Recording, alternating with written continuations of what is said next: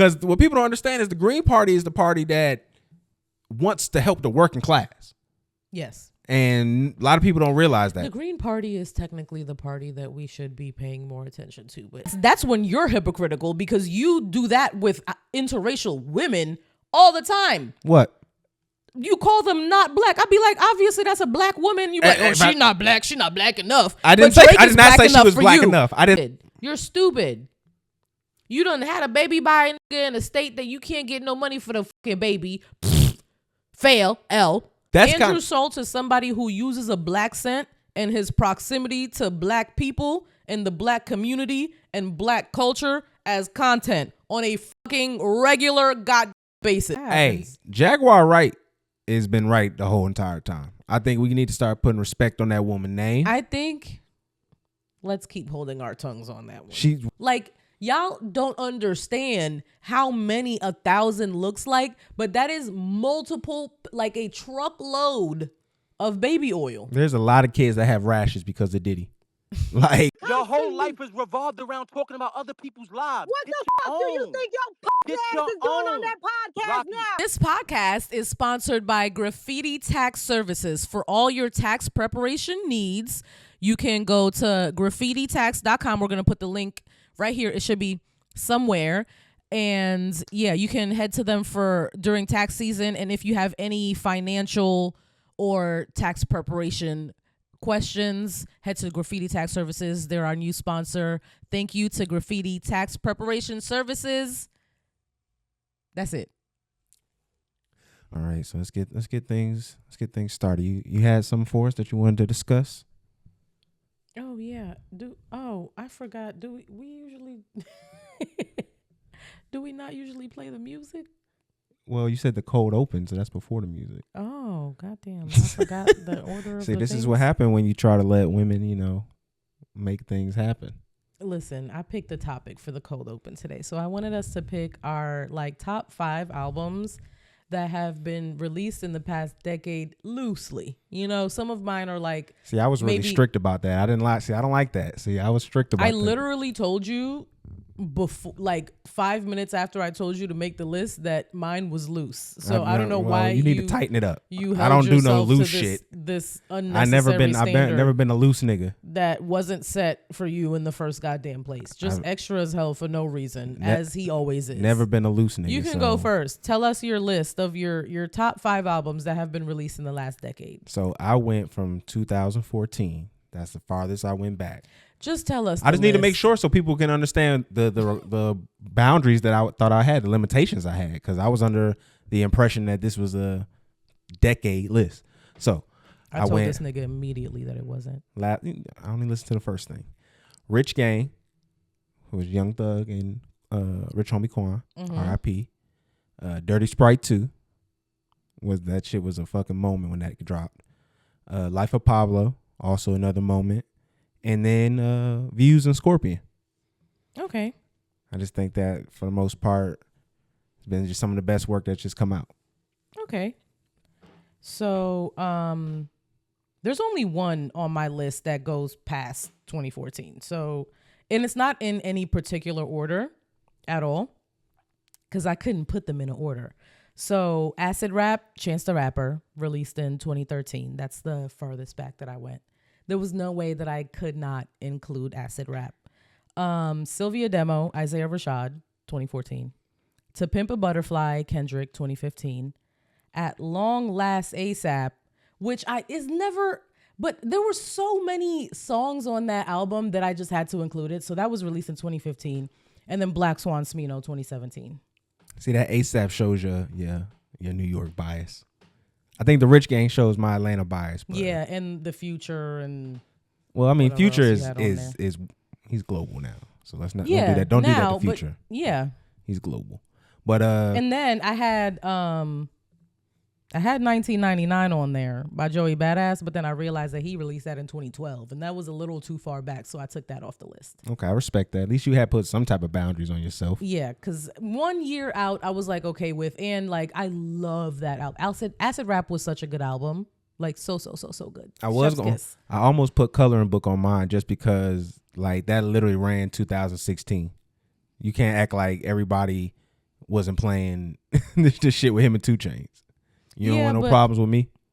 Yeah. See, the way I look at it is differently from, I guess, from you. Like, you looked at it from more of what you enjoyed. I looked at it from what represented moments and at that time. No, I told you to pick your favorite from the past decade. But I'm explaining how my favorites operate. I don't explain from just what I automatically enjoyed the most. I liked it that I set it up to the way that were different moments in hip hop for me anyway. Okay, I just picked the albums that I can play with no skips or close to no skips. And those albums on my list are albums that I can play full out and enjoy most of the project. So yeah, I feel like a lot of things that I selected speaks to the time that was going on, especially like with Rich Gang, Dirty Sprite too. Like that spoke to what a lot of niggas just was wanting to listen to at that time. And then I rounded off with Drake just because he did clean up. Yeah. And Raven Roses would have been on there by Rema, but it's an Afrobeats album and I wanted to keep it a hip hop, set. But that album, Rema been doing his thing. That's my favorite Afrobeat artist now. So now we ever want to talk about, top 10 Katy Perry songs now that's going to be, I'm just saying we can get into that though. Like, those are discussions I'm willing to. Garbage ass discussion that we don't need to have. I'm willing to get into that. I'm just saying. Nonsense. Are you tired of paying a lot of money for your vacation? My name is Shirley Proctor, and I am a partner with Tavodian, a traveling membership group. I can help you save time, money, help you and your loved ones see the world.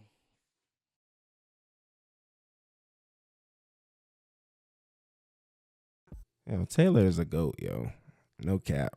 Like, first and foremost, that has to just be said. Like, shout out to Taylor Swift. I heard there's like bidding odds on her getting pregnant this year. So you can bet on that right now. It's the kind of world we live in. There's money on a lady's womb. Super pop star lady. What would you put on? Do you think she's getting pregnant this year? Would you wager it? There aren't enough words for how much I don't give a fuck about Taylor Swift's womb. Like I can't even put it into words. But if you put money on it, then you would care. So that's what I'm saying. Like, do you think it's going to happen? Over under? Let's just say you got. I saw what Elon said about Taylor Swift. The tweet that he put out and was like, "All right, I'll give you a child and take care of your cats." That's sexual harassment. Elon, like, that's sexual harassment. I don't want your sperm or what gives the sperm anywhere near me, Mr. Musk. Like, that is scary as fuck. I'm scared. Oh my God, Taylor must have been shaking in her fucking cowboy boots. Better not say that in front of Travis. It's gonna be some problems. But hey, let's let the people know what they listening to. You are now listening to Talk FNF TV. I'm your host, Absurd Rhetoric, with my lovely and amazing and gorgeous co-host, Miss Reality. Hi. All right, so we got a lot to get into, man. Yeah, there's been a lot happening. We've been like I said, we've been falling into it. It's our rhythm now. We're in our little week.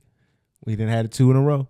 Yeah. So this isn't even like there's not a lot of good news for us to get into. It's just a bunch of disappointing shit. I mean, expected as well though. So Diddy has been arrested. Yeah, Diddy was arrested and he's being held with no bail. Yeah. His lawyer tried to offer a $50 million bail. And unfortunately, that didn't fall through at all. No, he said that he wasn't going to have any women around, which you can't fool us. We know you like the pussycat too. And he said that he was going to take weekly drug tests. And there was like a couple other stipulations too that he said that he was going to stick to. But he wasn't going to talk to witnesses, even though there's been reports that Dawn, I think that's her name. No, the other woman from. But I'm saying it's because of Dawn. Oh yeah, because of Dawn's her lawsuit. Lawsuit, yeah. That he has like tried to reach out to this one woman like 54 times. Yes, texts and calls and a bunch. And that was the other member of the band, right? Yes, I think her name was Kalia. Okay, so no, it's this man, and he's already doing wrong right there. That's already putting an eye on you that you don't want. That you over here tampering with witnesses. So it's kind of interesting. 54 is crazy too. Like that's the amount that like if you take that to the police and you're like, this person is stalking me. They called me 54 times in one day. They actually take that seriously. That's enough right there. That's more than enough. Yeah. So according to the article that's been reported, that he knew that he was going to get arrested, so that he came into town. That's why he was in New York. We seen him out about. He was in the park taking pictures with fans. Like, it was really nasty. He was taking pictures with his kids too. And then he ends up getting arrested, I think the day before he was supposed to turn himself in. And that's where everything that I thought and I said beforehand kind of flipped on itself, because you don't treat somebody like that got a red button. And it definitely seems like he is out of all his cards, because generally they would just let you turn yourself in and it's over with. But for them to want to come after you, they want to make an example out of you. They probably definitely think that he's a flight risk too. Like they might have not thought that he was gonna come turn himself in. Well, that's a possibility. What's been going, the rumor online has been that they were scared that he was going to off himself. So I mean, we can get into that as being a possibility, but I just kind of want to get into some more about the trial, what has started so far. So he is in jail now. Like, just so y'all know, billionaire Diddy is sitting in a jail cell as we speak right now. And like I said, he's already tried to get bail 2 times. He's been denied both times. They said one was basically for a potential flight risk.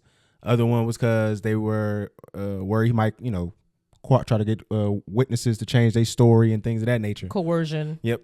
So, I mean, if you read this docket that came out, so they had the whole indictment, basically, 14 pages? And if you Yes, it's a 14-page indictment. And this shit already starts off sinister. They call this shit the Combs Enterprise. Because he's being charged with a RICO. Yeah. So it's a criminal enterprise. A freako. Not a freako. A freako, if you will. Oh my God. That's what it is. Like, they got this nigga caught up in the freako. He don't know no way he can get out. And this shit over here is to me, the fact that they got sawed off, weapons, they got the serial number sawed off. Like, that's already shows you is problematic. Then we got drugs. I didn't even know that they found they found guns. Weapons. Yeah, if you look at it, it's in there. He's being charged with racketeering, sex trafficking, conspiracy, and transportation with intent for like prostitution. So that's a bunch of charges. Like, he's not. And bribery. No, he's got bribery on there. It's a lot of. Yeah, there's a bunch of stuff. And all of this under the Combs Enterprise. This is like, like when they had the mob family names. This is his mob family name. Well, that's what RICOs were invented for, was to get mobs. And now we getting freak boys. I mean, just when you hear about like the fact that they said they had people being filmed having sex, drugged up to the point where they had to give them IVs. Can we talk about the logistics of having to get IVs transported to your home for recreation? Like, people knew that this was happening. Like, there's a difference between getting your own personal IV system set up and all that, and then having enough for a group people. Like, that's on standby. Do you have a night nurse? Like, is there a sober nurse on staff right now ready to give people like right after they climax? Probably. Like, that's a sick nurse. Just to make sure that like nobody dies in this situation. Okay, it's already sucks being the sober person around a bunch of drunk people. Could you imagine being the sober person working around a bunch of inebriated people in every form of drug that you can get your hand on? This is a person of shaky moral character in the first place. They're probably unfazed. Just imagine the first night, though. It's Diddy. You think it's going to be a crazy thing. And then you in there and you see 2 niggas dry heaving on each other after they done deep throated each other in front of Diddy while he just laughs and giggles. That's absolutely insane. Nothing is dry because 1,000 bottles of baby oil were found. And the fact that's enough right there. I have never finished a bottle of baby oil ever in my life. You lose it or you just never finish it. The fact that he had 1,000. And then this girl, she was like, I couldn't visualize 1,000. So she put 1,000 bottles of baby oil into AI. And it was pallets of baby oil. Like, y'all don't understand how many 1,000 looks like. But that is multiple, like a truckload of baby oil. There's a lot of kids that have rashes because of Diddy. Like, no shit. Like, there's a lot of kids who weren't able to, get the diaper on clean because of Diddy. I say, and then lube was found too. So I say all that to say that wasn't nothing going in dry at the freak offs. It was lubed up. It's the reason why the lube market was low. Like you over here trying to order your lube, get your regular lube from the store, and it's tough to get because Diddy was buying up the market. He probably getting the shipment and he said 1,000. We don't know how big these bottles are.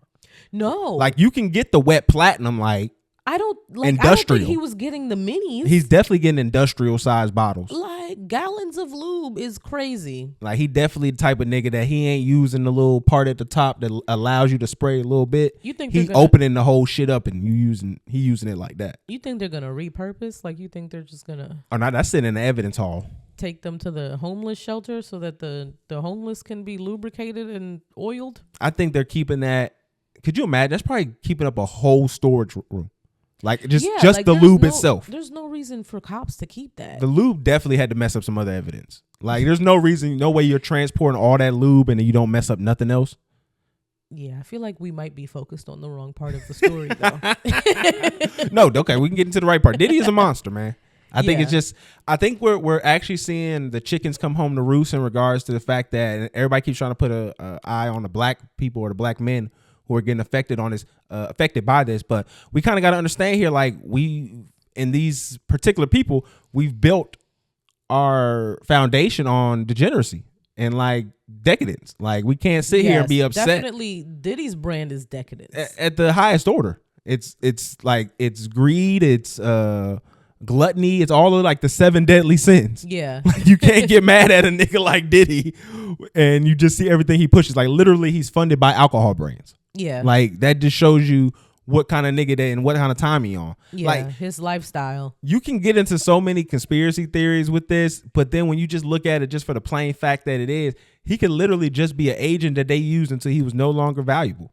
And that could happen in a conspiracy. That could happen in just right now. Once they shown that, hey, bro, like folks is coming at you, you're no longer in good standing. We got lawsuits coming because we funded your lifestyle. There's a conspiracy that like he had blackmail on like bigger players and they took him down. And this is the only thing I could see where that may have some, credence is the fact that when they brought Homeland Security in, did they get their hands on that kind of evidence? Was he being mindful and thinking like, hey, I need to have this set aside that just in case they come at me? I feel like if you had blackmail about very powerful people in the industry that could take you down, then you wouldn't have more than one copy of it. And then you wouldn't have it just in your home. You would probably have it like in an offshore something. But also things change. You might have blackmail on somebody that you didn't know who was legitimate at that time. And now they've rose up the ranks. And that's the thing about these kind of like FBI and stuff. Like these offices and these people change so fast because of like just incompetence, public scrutiny, like so, and regular stuff, just like time regulations and shit like that. That's why they'll just end up changing people. So somebody who you could have been cool with in this system, who you were working alongside with, now is no longer there to defend you. And now this next person who's looking for they come up is getting it off of you because shit, we got all your evidence right here because we work with you. Yeah. Like it's very possible that Diddy could be an informant or an agent. Like not in the sense that he's like some super spy like Tom Cruise, but he's definitely not. He's just basically like, hey, we'll give you Teddy Snowfall. He could definitely be Teddy, where we're giving you the money, we're letting you fund the lifestyle that needs to happen, and when we need to turn on you, it's easy because we got so much dirt on you. Mm-hmm. We can just say, oh, you weren't with us, you a rogue agent, and I just think that's what's happening with Diddy now. That's a deep conspiracy. I mean, you got to think about it. This guy, I feel like there's so many layers to that. This has been going back to 2008. What happened 4 years before that was the vote or die shit. He was already in the politics. Mm-hmm. He was already on their radar. He definitely was. You know what I'm saying? A very big part of that. They see his rise. They see his platform. They see where he's going with it. And then when you look at the charges, and I hate to agree with like somebody like Boosie, he did have one point where it's like, if you look at just the sex charges of it, it's like you can say that about any hip hop person, anybody in who's in entertainment when they try to transport women. The difference between anybody and Diddy is that like multiple women have come out, and then we have videos of him beating the shit out of Cassie. So we know that he's a piece of shit, and there's multiple lawsuits from multiple people of different sexes out against him. So this isn't like I don't feel like this is a conspiracy of like somebody trying to take him down at all. Like specifically because we saw what he did to Cassie. I mean, two things can be true. The fact that we saw what happened, and it's the reason why we saw it. Because the people who are now in control no longer need Diddy. Yeah. Like, we can't act like he wasn't a valuable asset, or he couldn't have potentially been a valuable asset. He was a billionaire in hip hop. He made a lot of money. He made people a lot of money. So he was an asset for the black community. Mm-hmm. You can put him in there and say, hey, this is what, at least give the front facing idea that he's a mogul, pulled himself up by his bootstraps, went to college, all of that. So like it sucks having a figure like that crash in this manner. But we have to let him. Somebody else is there'll be another Diddy. There's going to be another agent. There's going to be another informant. They're going to just put somebody else in the position. It's just interesting to see what he may have known, and was he just being so like unprepared?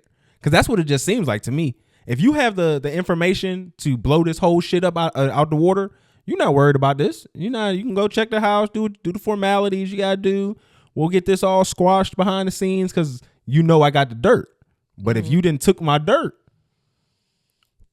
it just seems like it. Then I'm defenseless. Yeah. So I want to go really quick back to the thing you said about the him offing himself conspiracy. Okay. Because I also saw that, and I saw people saying that like him paying off his house was indicative of him maybe planning to hurt himself. Or they were saying that could be what he would use as leverage for his bail, but no, that was just what I heard. Oh yeah, but I saw what I saw, but yeah, I thought that. And then somebody was like, "Why would he pay off his house and then do that?" I was like, "Nigga, I got kids." Like, I mean, somebody's gonna have to pay it off eventually. Like, nigga got kids. If he kills himself, I'm pretty sure he's not going to get the life insurance policy. So, I'm pretty sure that there's clauses. Is there no for that. Life insurance that covers suicide? I'm pretty sure they're not, because you would just off yourself after you signed a multi-million-dollar. Yeah. If you wanted it for your family, Yeah. So, no, but I think there's a possibility. It's on a scale that, okay, I can imagine just from my experience working in a prison, if he's in this kind of jail situation, he's going to be on 24-hour. It's already pretty much 24-hour lockdown or 24-hour, we're watching you 24 hours. Yeah. But he can't be in like Gen Pop. No, I mean, he's probably in his own private cell. I can only imagine, like I said, there's probably surveillance on the front of him, inside the cell, everywhere. But again, all it takes is one technical difficulty, one little out. The power went out. Mm-hmm. Somebody go in there, do what has to get done. If he doesn't do it himself. Oh, damn. I hope that doesn't happen. I mean, that's what they think happened to Epstein. That's what fits the profile for Epstein. The cameras went out. They had already tried to take stuff away from him so he wouldn't kill himself, and then they walk in and he's dead. A lot of people think Epstein is still alive, though. I mean, some people do. That's the biggest conspiracy I've seen about him, is that like it went out so he can. I mean, I've seen the picture, so that looked like that was him dead. So. But I just think that it's a real possibility for Diddy. I can definitely see it being on the table for him. Like, just to go from where he was in regards to luxury and being on top of the world to now being in a nasty, cold, disgusting, piss-smelling, prison cell. Somewhere he's never been before. I'm pretty sure he's been arrested before and been in jail for a little bit. But for the fact that you're not going home, when that was probably not what your lawyer was telling you, like, this was one of them times where you was supposed to follow your street gut. Like, you wasn't supposed to go to New York, bro. You were supposed to take another plane out the country, and we were supposed to just see videos of you here and there from a country that won't extradite you. Like, what's his face? Like, yeah, Russell. In Bali. You supposed to go to Bali. Like, took something. Your ass to Bali with Russell. You should have went somewhere. Honestly, no. They need to put you in jail. Like, you need to be in jail. So, did you see Kevin Lyles step down? There was a lot of people they said step down. Okay, I have a list. So shout out to You put that on that nigga. Prolotario1 on Twitter. This is who making these claims. I didn't have time to verify these things, but Kevin Lyles, music exec, Eric Pryor, president of Fine Arts, Jonathan Holloway, Rutgers president, Robert B. Davis, general manager of Martha's Vineyard, Chris Cameron, lacrosse coach, Kathy Newsham, Bay City mayor, a Newark City councilman, Allison Green, she's a dean at Tisch. Mm-hmm. Let me see. Again, Mike all Foster, alleged. president of Nexian Travel. Romian Nazari, CEO. Henry Leventis, chief prosecutor. And then I was just skipping. I mean, there's not really people that just stand out crazy. Yeah, there's not a bunch of people that step out other than Kevin Lyles. Yeah, other than Kevin Lyles and this prosecutor maybe, and the Bay City mayor. The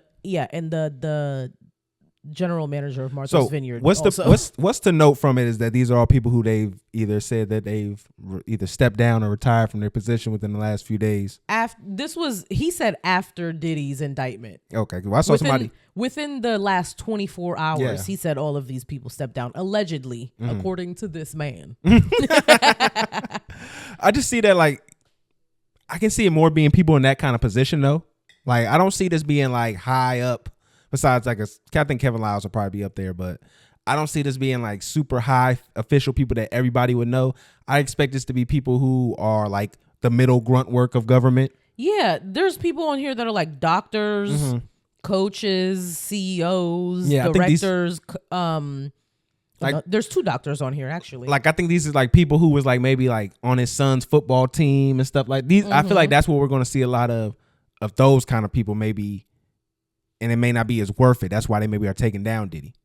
He may not have like a Eric Adams or like somebody who would shake some shit up, and he didn't maybe not have the power that he thought he did. Because it seems like people was on to Diddy too. Kevin Lyles is connected to 300. Okay, but I was Russell. Yeah, I mean, yeah, in that sense. Yeah, they look like cousins. They really do. So do we think this is going to shake up? Because like I said, everybody keeps saying who's next. Do we think this is going to shake up hip hop in any way? I really keep seeing like Naomi Campbell in a lot of these pictures with these same people that keep getting arrested. Oprah in these same pictures that with a bunch of people that keep getting arrested. Jay-Z, unfortunately. So I mean, that's what everybody seems to want for Jay-Z to be the person that falls next. I don't want Jay-Z to fall next. I don't want another like black mogul figure in hip hop that we grew up with to fall. If they're doing crimes, 100%. But like, I'm not praying for this. I'm happy when I see it. Y'all niggas have never done anything for this community, and y'all not entitled to us to want the best for y'all, and I don't. Like, I'm just keeping it a bean. I have no intentions on wanting the best from y'all. I hope if y'all have got caught doing anything, that they take y'all all the way to the judge. Everybody, I hope they embarrass you, show all of your shame. Like, I want to see it all in the public square. Yeah. And again, I want this for the white people too, but we just talking about the black. Just all the rich people. So has those Foxy Brown shit been legit? Like, has that legit? Where they said like she's like saying wait or like it's info coming or something like that. I don't know. Because I heard that. Okay, this is the rumor that I heard about the whole Foxy Brown. Yeah. I haven't heard anything about Foxy Brown. You know the one that used to be with Jay-Z in him? Yeah, I haven't heard anything about her having to do with this. No, well, she's connected to the whole thing. Everybody keeps trying to expose Jay-Z on the fact that she was like 15, 16 when he signed her and they were supposedly dating. He was like in his early 20s or late 20s or something like that. But the rumor I've been hearing is that in a few years, like either next year or 2026, whatever NDA or whatever thing that she was on, she's no longer going to be under and she can speak freely. Mm-hmm. And so we'll start to see her actually more in the public eye speaking and talking about these things. So I can't wait until that happens. Hey, Jaguar Wright has been right the whole entire time. I think we need to start putting respect on that woman's name. I think let's keep holding our tongues on that one. Where has she been wrong yet? You don't know how much shit she has put out. Like, you don't consume her content. She be on platforms on a weekly basis just talking about shit. Hey, I'm just gonna say, man. She said the so ones, much. the ones that didn't cut up and they put that little music behind, them shits eat. And she, them shits was true. Them was right. Yeah. Clock is what? Clock strikes Broken right. clock. Yeah, twice a day. Hey, I don't want to hear that, Miss Wright. Hey, keep speaking your truth. Yeah, man, we can get Miss Wright to sit down. We talking to her. We talking to Jaguar, right? She's charging. We paying the 3 bands. You think she's only charging 3 bands? Shit, if Umar was charging 4, yeah. Umar was charging 4? I told you that. I don't know why I remember it being more. I'm surprised Umar is only charging. Well, that was back then, though. I wouldn't pay more than that was back then, though, when we tried to get him like 2020. Yeah, but that's still. No, that was good. 4 for in person, that's good. That was good at that time. He didn't do his second boom yet. No, maybe he's at like 6 now, but I wouldn't think that was like right when the parody page started picking up his profile again. Remember he had that Twitter parody page about him? I follow that page. Yeah, that one picked up his profile again because he started was falling off, and that one picked his profile up again. That shit is hilarious. The donations. All right, do we got anything else to touch on with this? Really quickly, did you see him talking about Shannon Sharp? About the white women? He's like, we not gonna talk about Shannon Sharp on Instagram Live with the snow bunnies. We not gonna talk about Instagram Live Shannon Sharp with the snow bunny. We not gonna talk about what Uncle Shannon Sharp did accidentally with snow bunnies on the Instagram. He said Instagram Live, Snow Bunny and Shannon Sharp 37 times each. Hey, I within respect a span it. of 3 minutes. I respect it. It was hilarious. He was like, he it was kept saying necessary. that we was not going to talk about it, but he talked about it for at least 13 more No, minutes. this nigga Shannon was selling like sex pills or something the same day. Like, I think that shit was just more of a scam than what we expected to be. The way he moved right after it was kind of nasty. Like, you could have been like, "Oh, my bad, haha," but instead you was like, "You want some dick pills? Do you want some like? Do you want to fuck like me having sex? Do you want to buy some stuff from me now? I planned this. I did this on purpose. This was planned." No, he asked you, "Did you want to fuck like Unc?" That's all. Ew. Ugh. I have full body hives right now. I am literally. You'd be mad if I did the Shannon Sharp growl? No, it's because it was Shannon Sharp that I'm disgusted by it. If it was coming from my husband, then. But not from Shannon fucking Sharp. All right, well, let's get into to 2 gentlemen that you cared about, that you liked. What Shits and Gigs podcast is what James and Fuhad went on what's Glorious, whatever. Flagrant 2. Flagrant. Oh, it's called Flagrant. It's just Flagrant now. Flagrant podcast with that little fuckwad. Andrew Schultz and Hashan Singh. With the fucking pedo stash. I hate your mustache. Having a mustache with no other facial hair in 2024 is fucking crazy work. White boys can get that off, though. No, they can't. Yeah, they can get that off. No, they can't. Europeans can get that off. He is European. He is American.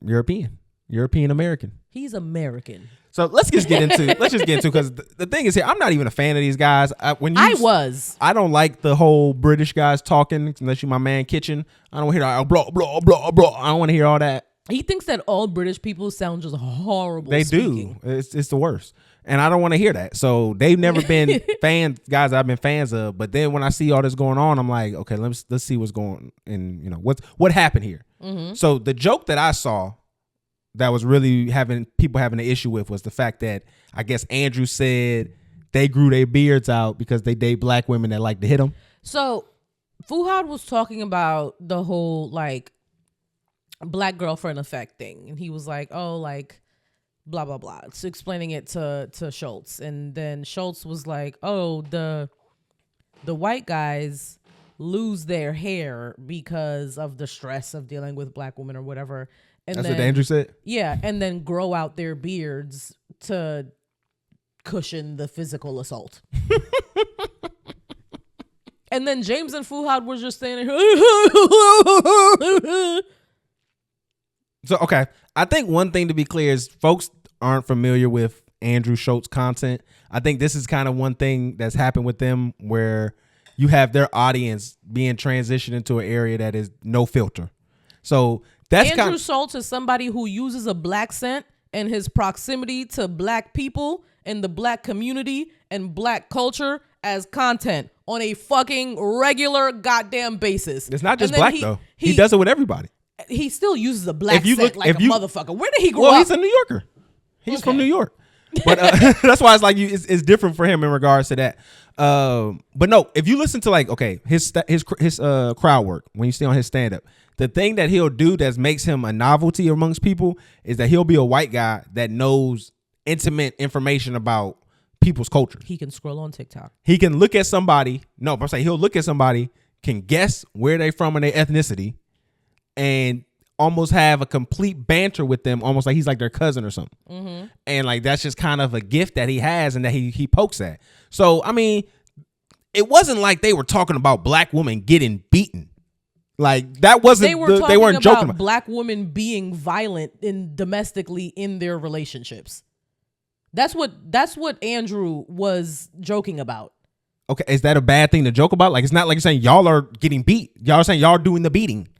That's subverting the narrative. It's still making black women look aggressive and angry, and that's a trope that is pushed that we do not fucking like. And you know that. You're a smart black man. I'm not saying that's not the problem in regards to that. You know that the trope of the angry black woman has been something that's been pushed in media for decades, for as long as we can remember.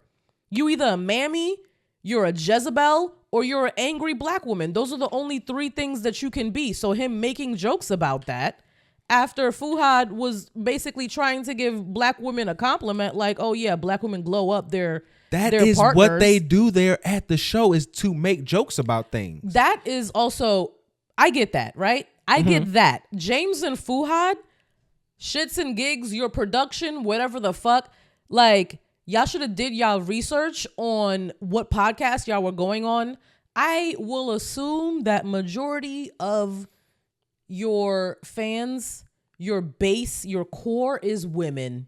Cause we like women, like when I scroll through your comments, it's not men in your comments like, ha, ha, ha. No, the tweets that y'all pick when y'all do your episodes. So when you see their episodes and they're reading the tweets, these are like groups that, and they put out the topic, and then all of these are people replying to them specifically. It's not just random shit that they do that. But now at this point, because their following is so huge, they can just ask people to send them funny shit to read on the podcast. And it's all women. Your whole base is women. So going on a podcast with this motherfucker. That's hate. That I mean, you can think he's funny and blah blah blah. Because the thing is, you're blaming it on Andrew. I'm not blaming it on Andrew. I'm blaming it on James and Fuhad and their team, and they should have picked the podcast that they went to. How you go on Poor Minds and then go to Andrew Schultz the next week? What type of demographic? That's actually in a similar demographic. But I think one thing you're missing. Poor Minds and Andrew fucking Schultz? Are you fucking stupid? There's a lot of worlds where those blend together. Yes, it is. 85 South Show, the comedy that blends in with them. Yes, it is. Yes, it does. I'm trying to tell you that would blend. Yes, it would. There are words I'm trying to stop saying. I'm just saying it. There are words. Stupid. Those are things that will blend in. There's probably like a 15% blend. Okay, that's a blend.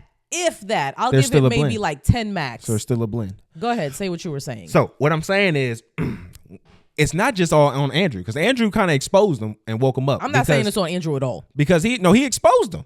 He already said he went in. They did a little weak ass apology where they did the boo shit. They did that weak ass apology where James was doing all the talking and Fuhad was just sitting there, not saying shit, not even looking at the camera, just pathetic ass bitch.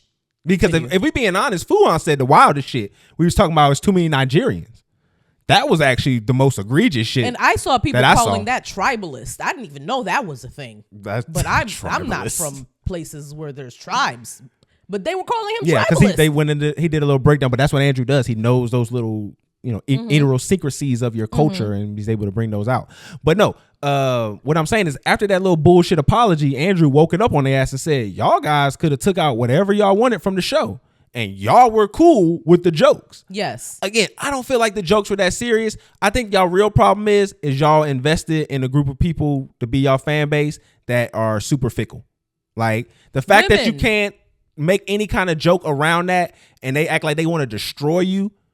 It's kind of like the worst people to have your base around. We don't want to destroy you. These are men who we propped up, who women made jokes for literally since 2020 about men. Oh, using them saying as women made jokes saying that they were the exception, that these were the special guys. These are our special guys, you know?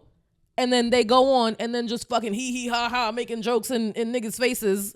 Not even. And then I see clips of Russ standing up for black people on the same podcast. I was like, these motherfuckers, how you let this white man do a better job than you? It's because they have white. Yeah. Okay. Yeah. But that's a different kind of thing that they fall under because they know they're going to get heckled in hell for that. They even said it in their apology. They didn't think us joking about our own culture was going to be an issue. But now they see it. They said that. They said now that they see it as, oh, well, he's saying things out there. It was stupid. You should have stood on business. You should have said, bro, we out here playing. We having a good time. It would have looked better if you did that, because that apology was lame as fuck. This if shit y'all was were corny. like, we just thought it was funny and we were laughing at a funny joke, then okay. But now y'all look even fucking stupider. And then now Schultz is laughing at your dumbass apology, telling us that your producers, their producers, Shits and Gigs, asked them to take out specific shit, but y'all did not deem that as problematic enough to be taken out. Fucktards. Like I said, the base that y'all invested in was just a horrible base. Like the fact that y'all had to even delete y'all first 100 episodes. They found clips of you saying, oh, if the girl said she was a black girl, he was like, you have a problem finding black men. Like they've been exposing these niggas from the jump. Y'all put yourself in a horrible situation by having the fan base that y'all had. Like it's honestly, it's really the worst. Like we talk about before, hair care products that y'all turned in the on. Position that they are if it wasn't for the fan base that they had. I'm saying you got to cultivate a better fan base. Where they are. We already know black people in general, when you try to cultivate that fan base, will turn on you if you do something that's seen as not ideal. But when you have going against us. But when you definitely do it with black women, you have already you've excommunicated yourself before you even started. Why do you think black women are hypersensitive about this? I think that we live in a world where I need you to actually. I'm about to tell you. I'm about to talk to you. We live in a world where y'all have seen prior people where y'all kind of see your identity from. Prior black women have to be silenced, right? So y'all feel as though now any slight has to be brought on with you being heard, even if that slight is being used against you. I think black women are hypersensitive to stuff like this because we don't feel protected in a lot of ways. Like you probably within like your immediate little community feel protected, but in general, you've had probably lots of experiences in your personal life where you don't feel protected by black men specifically. And then you find a little podcast that you like, and then you feel like they're not doing the whole stupid ass red pill shit, and they're just light and airy, and it feels like your comfort zone, right? It wasn't mine. I just liked watching their clips, but it feels like your comfort zone. And then you see them do the same shit that all these niggas do, and then it hurts your feelings. That's literally it. And they fall into the same box that all of these other niggas fall into. But, and then that's it. Like, feelings are hurt. Like feelings get hurt. The shit he said on what's the shit name? Poor Minds was way worse. That could be interpreted way worse than what anything he said in regards to that. People were lumping both of those things together. That's what I'm saying. The fact that he said, oh, there was no baddies in Atlanta, that could be more implied that there's no bad. You don't like black women. Everyone was already side-eyeing them from that. I know. Then when they went on that, it was like a solidifying. I think that makes my point of where it's like you are joining a fan base that wants to find something wrong. Like even in because there is always something wrong. It's babe. not necessarily always something wrong. You make black what's woman, wrong. There is there's always something wrong. I don't think it's necessarily you define what is wrong and you define how egregious it is. When we're in our society, I'm listening. The way things play out, we always get the short end of the stick. When does that become a self-fulfilling prophecy? You sound like white I'm people. asking you a question at that point now. You sound like white people when black people talk about systematic oppression. No, I don't. I'm asking you a question. No, I'm not answering that question because I feel disappointed in your asking that question, because you get mad when you say that when your friends tell black people that they need to pull themselves up by their bootstraps, but you'll give a whole laundry list of why they can't, and then you're telling me that what I'm talking about, black women being unprotected, is a self-fulfilling prophecy? No, I'm asking the question. If you feel like that going into every situation, you interpret. When does it become? Hold on. I'm saying, yeah, I'm saying when you interpret every situation like that. I don't like that. Does it not always end up being that? You find the things you're looking for. That's what I'm saying. And I'm saying that's the same argument white people give black people when we talk about systematic oppression. Yeah, but that's not an argument and a response. That is a response. No, it's not. I'm saying because if I'm saying about a specific thing, they'll say something like, "Oh, you're looking for racism." Like, no, I'm showing you the police violating people's rights on numerous occasions. What we're saying here is you're listening to people who you have quote unquote grabbed a trust from or a appreciation for, and when they go into an environment, you are now interpreting what they're saying as negative. Even when they didn't say the negative thing. Even with Andrew Schultz, it wasn't like they went on there was talking black women ugly. They the worst things in the world. They didn't do that. They made a joke about getting hit, which a lot of black niggas have experienced though. About black women being abusive. Black men have experienced that. They didn't say all the relationships. About women being stressful to be with, so men lose their hair. It's not. You're acting like. But that's not a real thing. That's what I'm saying. That's not a real thing. That's why it's a joke. Nobody's getting stressed out from just being a joke, but it's harmful rhetoric. If it's being reinforced in like a real way, it's always being reinforced. But we're talking about this in situation over and over again. And no one's saying that it's not. We're talking. So I don't know what your point is. Can you let me talk then? I'm talking about this particular situation when they're hanging out with a bunch of comedians making jokes. They shouldn't have been there. See what I'm saying? Like, that's the thing. They're there for make jokes. No, because they should not have. They are technically internet comedians, but they just read other people's material. They're not comedians at all. James nor Fuhad are funny on their own. Not one fucking bit. So that should even tell y'all even more that y'all are making people famous. They read funny shit and they laugh at it, and their reactions to things are fun. That's what I'm saying. They're a reaction page. But I'm saying that's the thing that even more telling, where it's like, we cannot call them comedians at all. Y'all are making people popular because you like their reaction to something, but you don't even know their opinion on anything. There are so many reaction pages. But I'm saying you don't know their opinion to anything. So it's like that's now we know their opinions on things. Now we know y'all opinions. And their opinion wasn't even nothing like y'all were bad. And that's what I'm saying. The opinion was just joking about. I'm bringing that up to say that's an experience people have had, getting hit by their girl, especially brothers.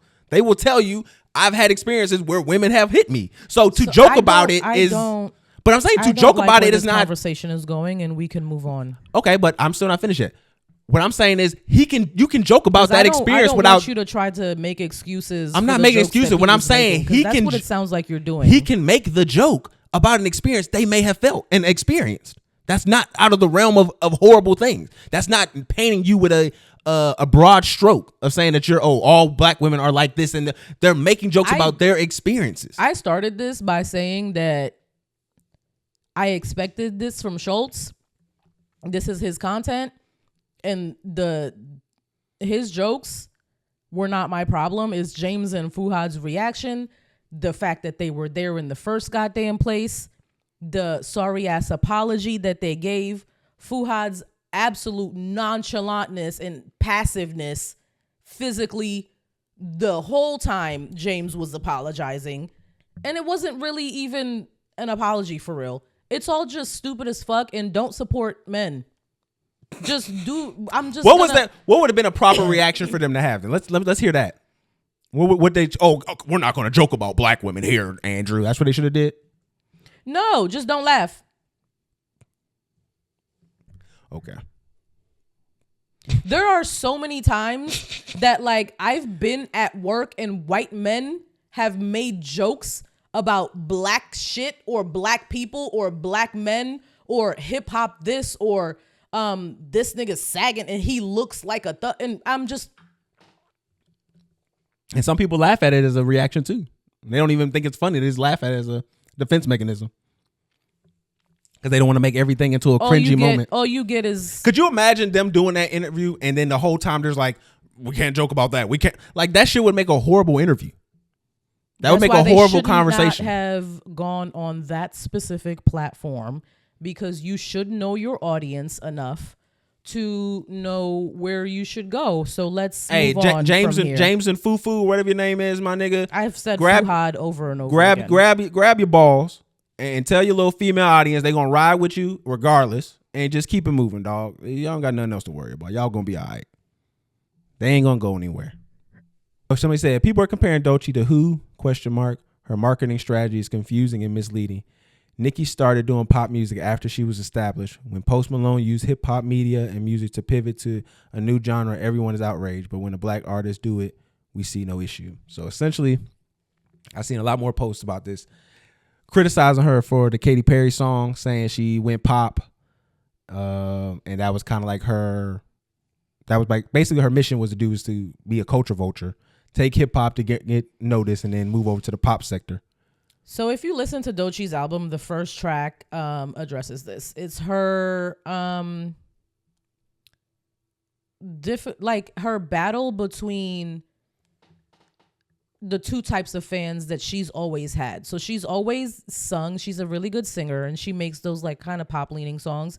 And she's always been a really good rapper. And she's been doing both sounds, if you are a fan of her, for the whole time she's been making music. The first track, no, it's not the first track. It's Boom Bap. So it's one of the singles on the album. And she's basically talking about like how she can take over the world. She can do both. You're not going to force her to pick one or the other side of herself. And she can be successful in both of these things.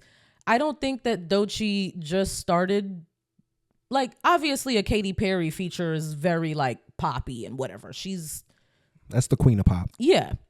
But this, I don't think Doechi is a culture vulture. How are you a culture vulture of a culture that you're a part of and you grew up in? That makes no sense. Why doesn't that apply to Drake then? Because Drake is a Jewish boy who grew up in the fucking suburbs in white neighborhoods in goddamn Canada. He also grew up in the South in Memphis with his father. Fucking Doechi grew up in Florida. He grew up in Memphis with his father too, though. Niggers with the hard R. He grew up with a father who's dates back to slavery. And you always capping for Drake. Stop glazing. I'm just Drake. asking a question. I just think it's funny. Every chance you get to make a point and revert it back to glazing Drake, you gonna do that shit. I just think it's we interesting. Need to make a compilation of you glazing Drake. I think it's just interesting that you have these points that are circumstantial to the individuals that you're talking about, and I just like to point those out when you do so. And then Drake is not a fully black man either. Okay, so he still has black lineage. He still has slavery in his blood. His father. That's when you're hypocritical because you do that with interracial women all the time. What? You call them not black. I'd be like, obviously that's a black woman. You like, she's not black. She's not black enough. I did not say she was black enough. I didn't say she was black enough. Here. Those women I don't recognize. We be watching TV and I'd be like, obviously that's a black woman. They'd be like, oh, that's a black woman to you? That's a black woman to you? That's a black woman to you? Sometimes I'm being That's funny. That's a black woman to you? Sometimes I'm being funny when I say that. Other times I'm saying I don't know. Sometimes they're racially ambiguous for a reason. That's why they're on TV. If they was obviously black fucking people. He's hypocritical as fuck. If they're racially ambiguous, that's more the reason why they're on TV. Fuck. That's what they want on TV is racially ambiguous people. So I'm sorry that I get the ambiguous part wrong. They be obviously black, y'all. I swear. Not all the time. No. I swear to God. She's lying. Because the example you're trying to use, the most recent example was the girl from Bel Air, the one who's Jeffrey's girlfriend or his baby mama. That was the last one we had a conversation about, and I couldn't tell. What she looked like. Come on, now. I couldn't tell at the beginning. I thought Jeffrey. And then I thought Jeffrey liked vanilla cream. The lady from Deliverance. I knew that she was mixed. Did you do that with her? No, too? I knew that she was mixed. I called her Lotto. Okay. I knew she was mixed. This man is a hypocrite. That's and not he moves true. the goalposts. No, you're a hypocrite. You literally just moved the goalposts for Doechi and Drake. I don't consider Drake as to be grown up in this culture. That's just so disingenuous to his experience. Like literally, he's fuck spoke Drake's on experience it. and fuck Drake. He's literally spoke on it. Fuck Drake. Fuck your mama. Fuck your daddy. Fuck your whole experience. Let's continue talking about Doechi. No, fuck her whole experience. How about that? Okay, we're gonna continue talking about her because you put her on the list. I didn't. That was to talk about her being a culture vulture, which you just clearly don't want to admit. She's not a culture vulture. She's abusing the culture because when that tweet probably had like when Wale 8, did this shit, it destroyed his career. Did what shit? When he did the fucking pop record with the pop girl. Which one? Like Lady Gaga. I love that song. Okay. Well, that's because you who you are. But most people hated that song. That song was wait, hold on. I have to see what song was it's DC chillin', PG chillin'. That song. Looking at me. That song. Yeah, that was my shit. Niggas hate that destroyed Wale's career. Like this Doechi shit that she did, this would normally destroy people's careers. Doechi is not at a point where it's gonna destroy her career yet. Her career hasn't even taken off to where it needs to. This is when Wale did it. Wale did it this early in his career. Wale was already he was not. On 106 in Park. No. She's on VMAs. Because of Katy Perry. Well, she was on Joe Budden podcast. She was on some other places after her album. Because she's dropped. A rapper and she her album raps. did really good. It's a really good That's album. what I'm saying. So it's for her album. to have a really good rap album, then be on the VMAs doing pop shit. The album, she is singing, she is rapping. I'm just telling you what the optics look like. From the outside, but if you are somebody who listens to her, she is always. Drake has never done this. Drake has never. What white pop artist besides that recent girl he did this summer? I don't even listen to Drake enough because he doesn't tell do you this. What features he doesn't do this. He be doing. And what I'm saying is that this is usually career suicide for an early act. And then this nigga literally before the show started the show with all of these dumbass tracks. For Katy Perry. Like I don't, and then I was talking about how I don't like any of these tracks most of the time. I don't like the Doechi Katy Perry track. And then what did you play after that? Bad Blood. Yeah, I didn't like the Taylor Swift Kendrick shit too. Stop doing that. That's never gonna stop. Yeah, because especially in this next wave. It's just a money thing. Especially with this next wave that's going on, they're getting rid of all the hip hop moguls. I was really surprised that Doechi and Katy were on a song together because I was like, where did this come from? The same place that Kendrick and Taylor came from. Yeah, it's always an obvious money grab. It doesn't. TDE is not very coy about their strategy. No, obviously not. They're an organization that needs to make fucking money. But I was just like, this is very fucking random. But I never like it. It never seems genuine when the random rapper just hops on the pop song. Like, meh. It's always yucky to me. They tried to kill Trump again. No, they didn't. Yes, according to the reports. Okay, so this one is so... I know B613 when I see it. All right, Livia. Okay, command said go, and that's what that was. The story of this one just sounds so crazy. So apparently he was like 500 yards away from Trump, which is for his particular gun that they said he had. They said they saw his rifle through a bush. Yeah, so they said the Secret Service saw. This is what I don't understand. Okay, so the nigga's name is Ryan Ruth or whatever. They said he's Ukraine. I got a little video we can play in a little bit. This is what I don't understand. Okay, so the nigga sees him with the gun, and he just takes off and runs. Why don't you shoot this nigga? That might give you more time to run. Because it wasn't like he was in a fence. They said he was behind a bush. Don't take my words very seriously, but like if I'm trying to kill a president, right? Not that I'm trying to, but if I was, let's say hypothetically, I feel like I probably know that it's only going to end up two ways, dead or in jail. If I'm going to end up either of those things, I'm going to take the shot. Why wouldn't you take the shot? But I mean, I'm just talking about why didn't I just take it at the FBI guy? I mean, the Secret Service guy, and just take anything at this point. Because he was at that point gonna be dead or in jail. He was still able to get away for a little bit until they arrested him later on. Like they found him because they said he took off. The dude said he saw him with the gun. He tried to go over there and address it. The dude took off and ran, got to his vehicle or whatever, and they had to find him. It took him a little bit to find him. Wasn't this also a spontaneous golf trip? Yeah. That was another crazy part of it. That the fact that this was not on his trajectory, his itinerary or anything. This was something he chose to do last minute. Yeah. So you either got to have somebody who's inside that's planning to try to take him out, like inside his own camp, or this individual had the right time, right place, and just saw the opportunity. Like you just happen to be someone who wants to kill Trump with a gun and saw Trump. And according to some information I saw, that just seems like too perfect of a scenario. According to some information I saw, they said that he did vote for Trump in like 2016, and he had some posts to Trump, but he wasn't like voted, like he wasn't a known like Republican or Democrat. So both of the people who tried to assassinate Trump had voted for him previously? Did the last guy? No, the other dude wasn't old enough to vote yet. Okay. He was like 20. But I heard something crazy about that. I'm still trying to find some more legitimate sources about it. They said they cremated that dude's body before somebody within the government got to be able to investigate it and check it. So what would they need to check his body for? They just investigate more investigations. Just people want to make sure what's going on in the autopsy. Did he have any different signs? Was there anything in his blood? Just people wanted to run tests. They said they ended up cremating his body like 10 days after everything happened. Well, we don't know what the standard procedure is for that. But they said that there was autopsy is supposed to happen. They said it was a senator that asked to look over the information, and apparently they were saying that they looked over his request and incinerated the body before he could have his request met. Because when they have somebody does something for the president, B613, bro. They go. I'm literally not kidding. This is B613. They just go over all that. Like when it's a president's murder and all that stuff, like you have access to a lot of that stuff for a while because people want to see what's going on.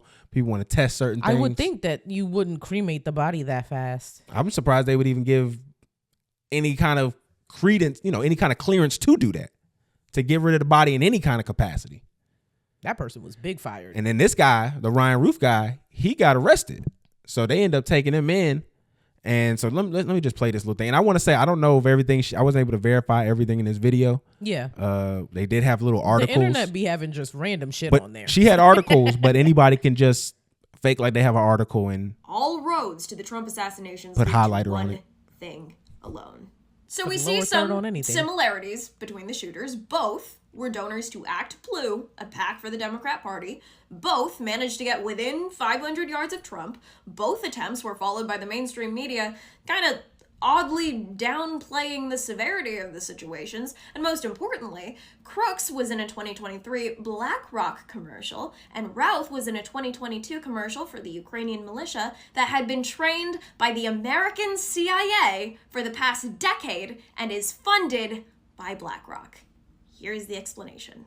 So for context, Ryan Routh was a construction worker in North Carolina that moved to Hawaii, has a house and a business there that wasn't making any money, so he was listed as unemployed. But he really cared about standing for Ukraine, so this former construction worker with no income, operating entirely alone, ran a website offering Americans $1,200 a month to fight for Ukraine, was illegally moving Afghani soldiers fleeing from the Taliban in Pakistan and Iran to fight for Ukraine, dropped everything for months at a time to fly himself to Ukraine, and flew to DC to lobby for Congress to recruit soldiers for Ukraine. He also has about 100 criminal filings, including a 2002 arrest for possessing a weapon of mass destruction, as most construction workers do, and he obviously still has weapons, and not only is he still allowed to vote, but to vote in North Carolina as recently as this year, even though he's a resident of Hawaii. And like most construction workers, he had She ends up going on for a little bit more. Yeah, she seemed like she was gonna keep going. Yeah, she basically makes this nigga look like he a spy for real. Yeah. But like, okay, so if we're gonna get into this conspiracy of them being any kind of like agent or somebody having tapping them on the shoulder to do this, why do they pick the like most inspiring looking niggas in the world to do this shit? Because these and the niggas worst shots. And thank you. Like clearly these niggas not trying to pull the trigger. Maybe they did that on purpose. What that could be the other thing. What they just keep trying to. That's what Maybe it feels like too. These are supposed to be attempts that are supposed to rile more support for Trump, because he went somewhere saying that only viable candidates try to get assassinated. Like people only try to assassinate the good candidates. Well, it just seems like the first one would be too much of a risk to put up for the guy to be able to actually put out shots to do. That just seems like too much of a risk at any point. And then there were civilians that died the first time too. This was a public servant, a firefighter too. Like those optics are not good. But the second one, this one feels like, we needed y'all to remember this happened. So let's just Yeah, because we all thought the first one was a joke. We all turned it into a joke. Freedom, fight. Like, the fuck out of here. It was hilarious. But the thing is this, like, he is doing a great job for like the legitimacy of these Tucker Carlson, the Alex Jones type. Because super conspiracy. Because they every time they said something, they've been right. So now it looks like the other things have legitimacy. The fact thing about Biden leading the race, even though that was like being talked about in circles, legitimate circles for a minute before it came out. Because he was literally about to die on the campaign. He was about to drop the fuck dead. So you can't say that. Like, that nigga is old as a motherfucker, and he got COVID. Like, the Lord is trying to call him home. Or they just made all that up just so they can get him out. No. You can tell by looking at him that he is not going to be with us for that much longer. That's 8. That nigga is old as fuck. Hey. He is almost translucent. Hunter Biden going to put that good pink cocaine in him, and he going to be back in the game. Oh my God. There was a girl that like killed 2 people in Miami because she was off pink cocaine, but let's continue. But no, the thing about the Trump situation, this second one, like I said, feels like they try to remind people that it happened. And so now it doesn't feel like it's getting the coverage that it's going to need to get. No, I didn't see anything about this. My husband is the one that told me that there was another assassination attempt, and I was like, really? Oh, okay. I mean, I didn't even Google it. I don't want to see anything bad happen to the man, especially like that. Just because, he got kids, man. Barron, come on, Barron just started college. He be all right. He probably end up being a better person, not being raised by his father. Or he might be the worst. Only his father's money. Or he might be worse because he can sit there and idealize his dad and then try to be just exactly like him or worse. Maybe. Maybe it's for the best that we don't wish death on anyone, especially a former president. So did you see the Breakfast Club that who they just recently had on there like last week? It was Jill Stein. They had my girl on there. I did not see that. They had it was kind of a setup job. I didn't really like it. They tried to play my girl. How so? They had her up there, and they had her vice president candidate up there as well. And then, when they bring the politicians, they've been doing a thing where they want to make sure they bring someone who's quote unquote knowledgeable in the field. So they had Angela. Actually have the conversation with. They had Angela Rye up there, and man, like when you want to really paint someone as being purchased by a side, it was just so disgusting. It was so obvious. Like she couldn't even really hide the fact that she was literally. Which side was she obviously purchased? It's Angela Rye. She's over there for Kamala. Yeah, she's over there. I just wanted to make it clear. I'm not sure if she's an AKA, but she was acting like she was in lockstep in order with the code. Like literally, the talking points that they tried to have for her were not even. Really they were kind of like the reverse of what we asked the politicians. So we say the politicians go up there. They don't say what their policies are. They're super vague about everything. And they want to talk about everything except what needs to get done. Jill goes up there, wants to talk about everything that she needs to get done and how she sees it being able to get done. And instead, Angela asks her, so your record is that you haven't been able to win and all this other stuff, trying to focus on the fact that oh, you've been unsuccessful in your races when you already know the battlefield that she's in. The fact that she's going against all of the military contracts, all of the corporations that are donating. The Green Party. She's in a Hispanic sorority. Oh, she is? Oh, well. I said she was acting like she was. Yeah, AKA. It's, apparently Omega Phi Beta. Okay. Well, I mean. So it's a Hispanic sorority. I'm pretty sure she got ties to whatever Divine Nine. That's how she was acting. She looked like she was an AKA up there. I'm just saying, like the fact that she was pouting, she was acting all this. It was supposed to be an interview. She was pouting? Yeah. You had a face where she was pouting. She accused the brother of defending his candidate that he's running with because she said that Angela was using white supremacist talking points. And she said, oh, she called me a white supremacist. And she literally said you were using white supremacist talking points. And again, it was disgusting seeing both of them use. It was another woman up there too who, oh my God, she shouldn't have been up there. I guess she's the person who's filling in for Jess Hilarious. Jess, the smartest thing you did was get pregnant during election year. You got your job and you got knocked up. Smart girl. Don't put yourself in a position where you're gonna be up here saying stupid shit. You did a good. She did good. Smartest thing probably Jess ever did. She definitely would have been saying stupid shit. I appreciate politically I correct. appreciate when women maximize their feminine abilities, and this was a smart way of doing it. Don't put yourself in an exposed position. Have that company pay for your pregnancy. Good job. But no, Angela Rye she's just clearly. She's stuck with the Democratic Party. Like it was just disgusting, just the kind of conversation she was trying to have. She kept cutting her off. She tried to call her a Russian plant, and she kind of flipped that on her. She tried to call Jill Stein a Russian plant because she had some conversations with Putin and things of that nature. And Charlamagne read some points from an article that said that she had promoted Crimean, I think that's how you say it, talking points. Basically Russian, like people who work for Russia and things like that, talking points. Yeah, Kremlin talking points. And she was like, well, reparations is a Kremlin talking point. Like she started breaking down what they consider like racial, equality. That's a Kremlin talking point to them. So she shows like the fact that you're using this logic and there's these rhetoric that's being used by other people to discredit when you know better. I would hope for Angela. I would hope she'd know better. But clearly she purchased.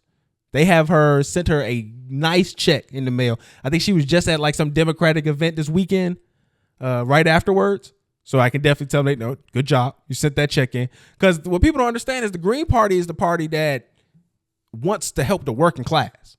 Yes. And a lot of people don't realize that. The Green Party is technically the party that we should be paying more attention to. But everything is so divisive, and the electoral party is set up in a way that like you feel like you're wasting your vote if you're that's what we've been conditioned. That's what people have been conditioned to think. It's been and that was another thing she had to fight like against. You're wasting your vote if you're not voting for a Democrat or a Republican. And like I said, the important thing is to go who is earning your vote and who are saying the things that you want to hear. One of the things that stuck out to me is the fact that they said they want to make a concerted effort to take money out of the defense budget and put those trillions of dollars into our community. That makes sense. She also wants to tax the rich more. Mm-hmm. I mean, Jill, all of her talking points, like more people should be behind her. It's just like when politicians come out and they say stuff like that, it just seems so far fetched. I feel like all of the American people are so like we're saying that hope is back with Kamala, but it's not actual hope. It's just like we're back to the regular status quo of like we have a figurehead that's helping rich people stay rich. And the thing about Kamala that you kind of got to be worried about is being a black person and then being a black woman in that position. You're going to be more inclined, just like Obama was, to appease the people around you and maybe even go to the extra mile to make sure that they know you're not compromised in a way. Like Obama said, I can't do nothing for black people because it's going to look like I'm just the black guy trying to help other, abusing the position. So in a way, you are kind of actually more dangerous to people in that position because now you have a face that looks like their mama, but you stabbing in their back just like the white man was. Yeah. So, I mean, because there's a lot to be said about the Obamas and Barack Obama and what he did for black people, which is nothing. during his presidency. I mean, and kind of to just bring it around to, I don't want to make it seem like they didn't want to. There's also very limited things that you can do because the fact that if anything happens, a Republican Party will go in and sue and say you're discriminating. Yeah, so there's checks and balances and stuff for a reason. So the president can't just do what he wants to do. But that's not even a checks and balance. That's an abuse of. Yeah, I'm just on a completely different side. There's also checks and balances. So the president can't just do what the fuck he wants to do. Well, there are some things of how much he wants to. There's executive orders and things of that nature, but like. The only reason they say that those aren't effective is because the next president can come in and write them out, but they help in the immediate time. And that's what she said. A lot of stuff that she would be doing would be executive order, would just be coming in and just signing into executive order. Yeah, this needs to get done. Just sign like dozens of executive orders. They brought be a tyrant. They brought up another point. I mean, that's what they say Trump is going to do. They brought up another point with the police and the fact that most of these Democratic elected people are promoting the police, cop cities and stuff around the country. So the fascism, like he said, both sides are promoting cop cities, basically. Yeah. We're already That's not what the people want. We already in a fascist state. That's basically the main point here. Is we're already in a fascist state. There are two sides of the same coin, and anybody who's trying to tell you they're not are lying to you right in the face. This is really case in point. I wasn't aware that cop cities were popping up all over the United States. Like, I thought it was just Georgia. I thought Georgia was just the first one that they were going to try out for a couple years, but it's multiple states happening at the same time, and all of them are black cities. They're getting ready for civil unrest. They're getting a small group of people who they can pay what they would feel is decent amount, and they're just getting ready for the civil unrest that's pending. Yeah. They need more soldiers. They need more traitors. That's just basically what they're getting you for right now. I watched Civil War on HBO. That's what it reminds me of. You were asleep. Yeah, I mean, that movie didn't really catch my mind. Yeah, it was just something to watch. Did you hear about what happened in the NYPD where they end up shooting like 4 people because of the fare evader? Yes, the $2.90. But they said that they're now trying to say the story is that he came at them with a knife. Yeah. Yeah. There were there two of them though? It was 2 police there, right? Because multiple police got shot. Yes. So somebody like hopped a turnstile or something. They chased this nigga down. They're shooting at him in the subway, right? They said that he brandished a knife. There are multiple eyewitnesses that said he did not have a knife. In actuality, he had his hands behind his back. And they shot a bystander in the head, killed this person, and then officer got hurt too. Officer got shot also, and then the person who was running got shot 4 times. That's what I'm saying. It's just clown behavior. Fare evasion is nothing to be shot at over. And they also attempted to tase him, but the taser didn't work. I heard that too. So, I mean, it's just, again, I just wanted to bring that up just to show the point of incompetent police work. If you're a cop and you're in the subway and you know that the fare is $2.90 fucking cents, less than $3, however much it is in New York right now, and somebody starts literally running for their life, damn. It clearly... That's all it should be is, fuck, he got away. If you can't catch up, like there's no reason that you should be taking out a gun for something that is not life-threatening in any manner. Were you fearing for your life? That's the thing about the fucking cops. They always say that they're fearing for their life. It's part of the training. And it's like, why in this specific scenario are you fearing for your life? You are chasing behind somebody who is running away from you. It's what's said to say is what they have to say in a training. Like I said, when I was doing correctional training, this is literally what they teach you and how to voice what this is. You literally have to say specific words to legally this is get standard practice. Liability. This is all it is standard practice that we're seeing. These guys are, like I said, we're putting the scum with a badge.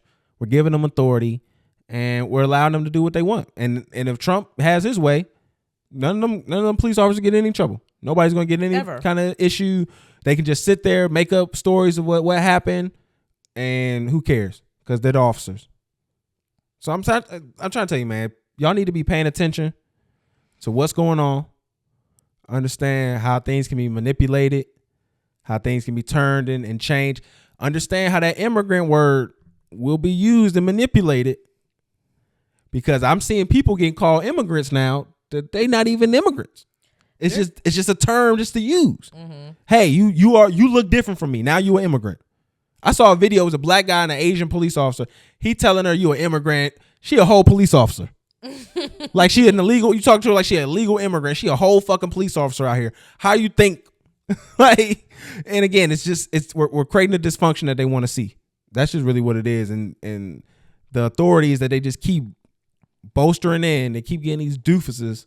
They keep putting on these badges for some health care, maybe a little weak ass signing bonus. Unions definitely are a big part of why people become police officers. Your pension, the safety you have as a result of said union, which is why all jobs should have unions. But that's a completely different We need to get rid of police unions, honestly.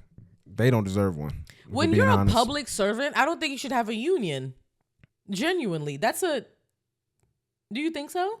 Not in this particular manner. You should maybe something within the company hire them an attorney when a situation happens to help them out. Yeah, but the union does you encouraging people to be bad and incompetent at their job, not because that's what the union does, but it just allows the fact that even if the police officers are wrong, they're always going to defend them. If there's blanket immunity like this and people generally don't get in trouble even when they're wrong, then that's what it garners is incompetence. I mean, it's only going to create more incompetence. Yeah. Because there's going to be no punishment for being incompetent. Mm-hmm. You just got to lie around it.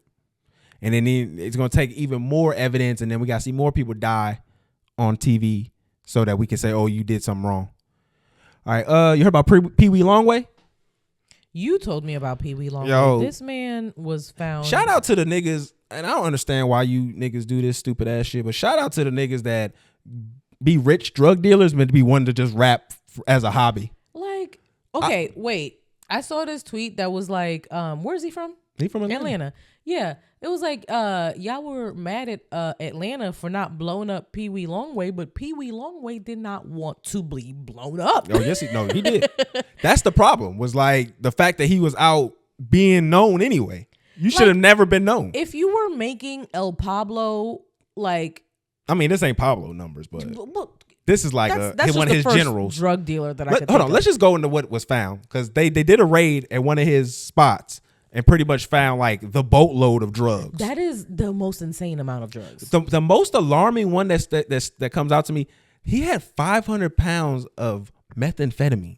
Like meth, them's not nigga drugs. That was street value was 22 million.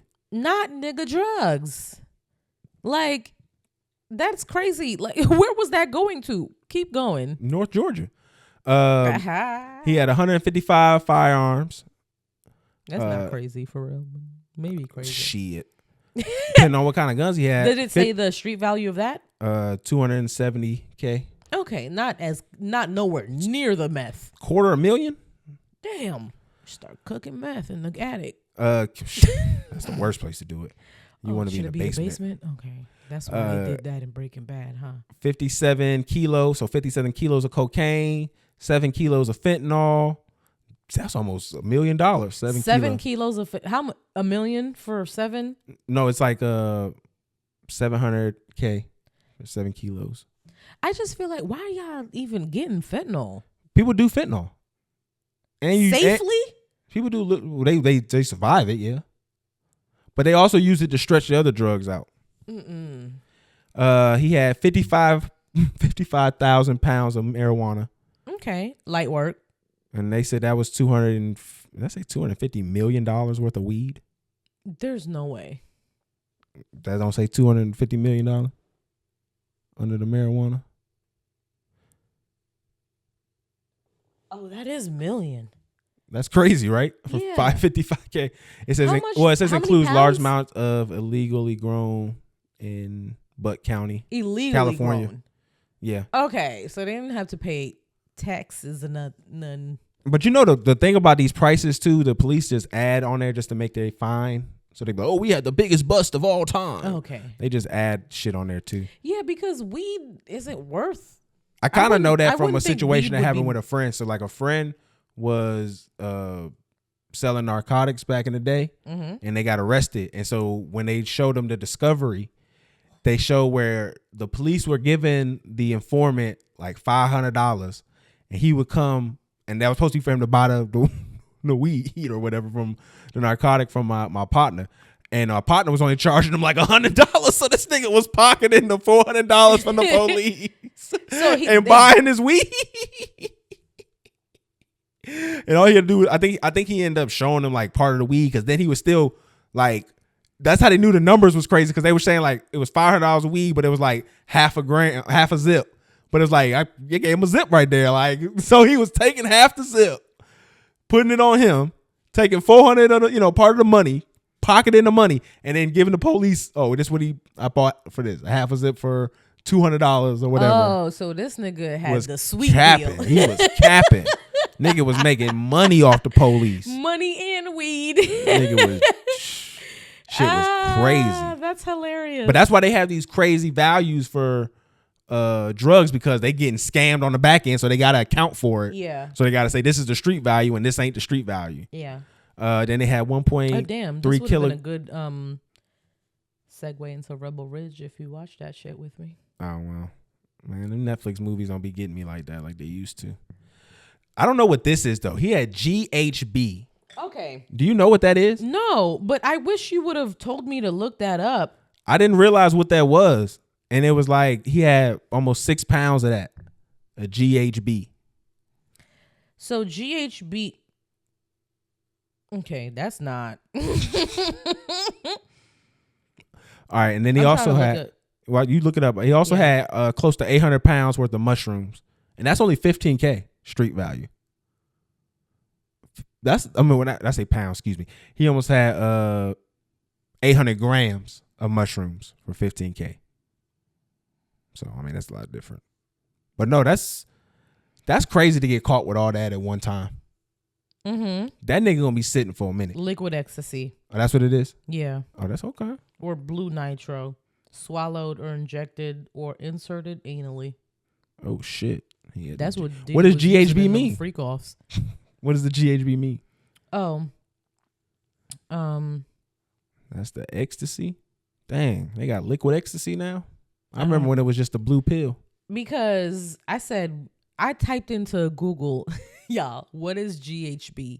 And the street name popped up. So I clicked on that and it said, what did they, the results right up here. What are they called? The most common name for GHB are Georgia Homeboy, G, Goop, Grievous Bodily Harm, and Liquid Ecstasy. Grievously bodily harm is funny. Georgia Homeboy is what? But it's just Liquid Ecstasy. Which sounds y'all niggas fun. On liquid ecstasy. Y'all niggas on some different shit. Take an ecstasy? Mm-hmm. I wish our parents didn't watch this show. They gonna call you a druggie. Yeah, they definitely are. Hey, I just want to say shout out to the ladies out there that's trying to change their life. You know, they had this past that was muddled with filth and degeneracy, and now they trying to change their ways. Shout out to Brittney Rener. I know it's. You should have kept being a hoe because now you broke. Can we donate to her? You are no. She's Why not getting the fuck out of here. She's trying to change her life. Shut your fucking nigger mouth. I just want to support. The fuck now. I just want to support women who are trying to make the right choices in life. I made the right choice by getting married, and you're supporting the correct woman. Okay, but I'm saying, can we help her together? I knocked that drink out of your hand right the fuck now. Why? Brittney Rener can literally start her OnlyFans and buy a mansion in 2 months if she wanted to. But she decided. But then she got to disrespect herself. She decided to give her life up to Allah, which you can do, bitch. But now you're broke and you don't know when your next meal is gonna be on you and your son's That's why I'm trying plate. And then you decided to have that son in a state that don't even give you the best the best child support benefits. You just a dumb bitch all around. Like you were never strategic. You were always a dumb bitch. And now I know this. Now I know this. He's known this for a long time. I was just holding out hope. I don't know. But you're fucking stupid. You're stupid. You done had a baby by a nigga in a state that you can't get no money for the fucking baby. Fail. L. And then she gets half. And then you done turned your life over to God, and it's not even the American God. That's hate. We don't have an American God. Yes, we do. No, we don't. That's not true. We don't. We're not supposed to have an American God.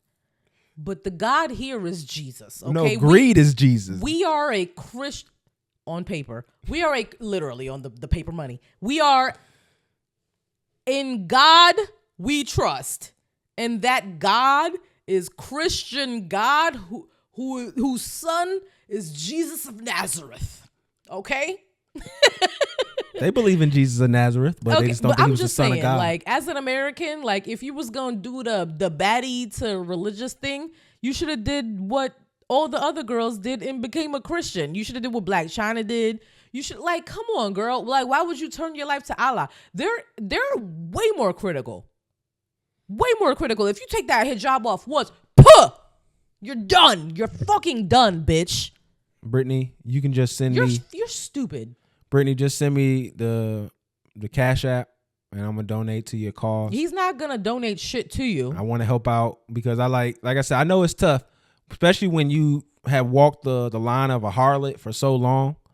I can understand that it's gonna be really difficult. You should have just tripled and doubled down. You should have doubled and no, you shouldn't have. You did the right thing. Being a whore. No, you did the right thing. Don't listen to her because that's what you were put on this earth to be. I don't even know why you had a child in the first. You was a real good hoe. That's crazy. You was a really good hoe, and you could you imagine though if I said that? So good at hoeing. Just imagine if I would have said that about anything. You get mad at the fucking shits and gigs guy for making a joke about the fucking slapping on the beer, but you just told a woman that she was meant to be a hoe.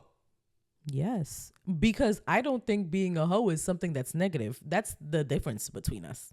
Oh, see, look how she tries to hide behind something that's negative. That's the difference between us. Me saying that I thought you were. Would you be a hoe? I thought if I wasn't a married woman. I'm about to get up. He didn't get the answer. I did. I didn't. That's disgusting. I might have to cut that out. That's disgusting.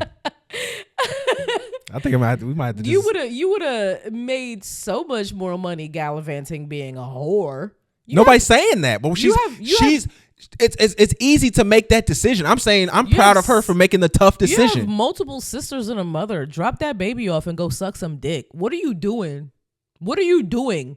You're struggling in a hijab. I rather do not listen to this nonsense. Would you rather cry in a Bentley or be happy in a Toyota? She was being a hoe and not getting none of that either. What are you talking about? She was a terrible hoe. She was being a hoe and not getting none of that anyway. I was wrong. Maybe I was wrong. She's making the right path. You was a bad hoe. Maybe you wasn't a good hoe. You are making the right path. Please send me the Cash App so that I can donate. You should have just wrote some more hoe books, maybe. Because you were always really good with words. Maybe you should have went into like the smut realm. You ever thought of that? No, you're doing the right thing. Don't listen to her. You're doing the right thing. Doing the right thing. I'll let you talk. Let me talk to her now. Baby, she's on the internet crying for money. Okay, and I'm going to give her some, but I just want to at least talk to her before I do it. So I just want to tell you, you're doing the right thing. I know that it's hard when you walk the right path in life. It's not supposed to be easy. And especially when it's like somebody that you've made the wrong decision for a few years now, it's going to be okay. 2 decades. Roughly. And so I'm saying, 'cause she did the right thing a little bit in college. She was a soccer player. She just didn't follow through. But I just want you to stay with it. Allah is going to bless you with something right. I truly believe it. In my heart of hearts. I feel like Allah is going to bless you, Brittney. You need to get with a nice, rich Muslim man. I was going to say Dr. Umar. He going to tell you that the kid got to go back with PJ, though. The best you can do at this point is Dr. Umar. Umar, that's not the best. She can still pull something. The best you can do. She was just with Shaq a few months ago. She can pull something. Shaq was just denying a woman who has multiple video evidence of her being with him.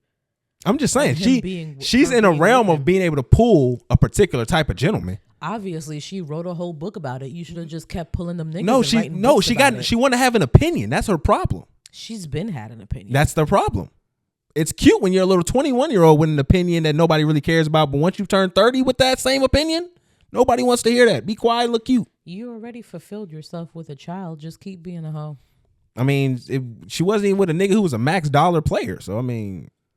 Just not a good hoe. That's the problem. You wasn't good at hoeing. And then she did the shit with Charleston White. She was grinding on him. Ew. You see he beefing with Woody now. You saw that? Let's stay on her grinding on Charleston White. I got one more woman I need to bring up too. Ew, bitch. She got busy with Charleston. I forgot about that.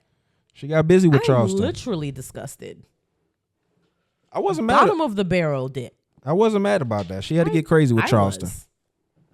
Charleston, that nigga. Hold on, too. Before we get in, there's one more woman we need to bring up that I'm proud of, because I'm sure that she got the old 1-2 from a gentleman she liked, Ruby Rose. I said this was gonna happen. We knew that this was like a but PR I said thing, this though. exactly was going to happen. I said she was going to expose him after the situation was done, and she directly did that. She told everybody that it was a PR relationship. She said she never fucked him. She said that he was nice, but that was all it was a PR situation. She was like, I really need you guys to know that I did not fuck this And man. before that, she said she was 2 months sober and celibate. She said both, sober and celibate. So clearly what's happening is a nigga that... Oh my God, she was fucking somebody else while she was dating Drewski. No, we need to wake this other part up. The fact that there's another nigga out here that told her, mama, I can't be with you because you was with Drewski and you out here moving crazy, and now she trying to clean her name on the internet. Because that's the only reason she would respond like this. There's a nigga in her ear that she really want to be with. Oh, that don't want to be with her. That don't want to be with her because of the Drewski shit. So now she trying to clean her name up. Do you think that being with Drewski is something that a nigga would be like, eh? Yeah. Why? If you a nigga who got respect for yourself, who got motion, yeah, you know not even respect for yourself, but like, no, you gotta respect yourself and be like, nah, nigga, I'm not. Fuck that. Like fuck a nigga with respect for himself. No, but like for a girl like Ruby Rose, just respect for yourself. Like, yeah, if you like you need to have motion for her too. That's all I'm saying. Nobody saying what she want. We talking about what in his situation. A nigga in his situation, Ruby wants you. And you saying why wouldn't you want Ruby? Is because the way he was with that nigga. I'm just saying, like, you was tongue kissing this fat ass nigga on the camera. You know what? My thought is she only wants niggas with motion. Yeah, but I'm saying that I'm not even speaking to. Thing. I'm not speaking to her what she wants. I'm speaking to the nigga that she wants in that regard. But she's and he don't want her back. She's going out to try to mend things so that she could get him, which means she wants him. Yeah, he has to be a nigga with motion. Even if that be the case, for you to move shit around to accommodate a nigga, like she wants him for a reason. That's what I'm saying. I mean, he don't gotta have motion because we seen the nigga she been with. He doesn't want her for a reason. But we seen the niggas she been with, who she really was into. They didn't have motion. There's been plenty of these little nasty little rapper niggas she been seen with. The only nigga that she's been linked with that I know of is DDG, mad long ago. Yeah, but I'm talking about there's other niggas who've been in between that. Pictures come up all the time. Yeah, who are the niggas? They nobodies. That's the thing. Okay. They nobody niggas. Okay. Yeah, so nobody nigga, rapper, entourage nigga, shit like that. Would probably be the most notable nigga that she's been with since DDG. Yeah. Mm-hmm. And they're not necessarily like A-listers. Like that was a prize pick deal between them two.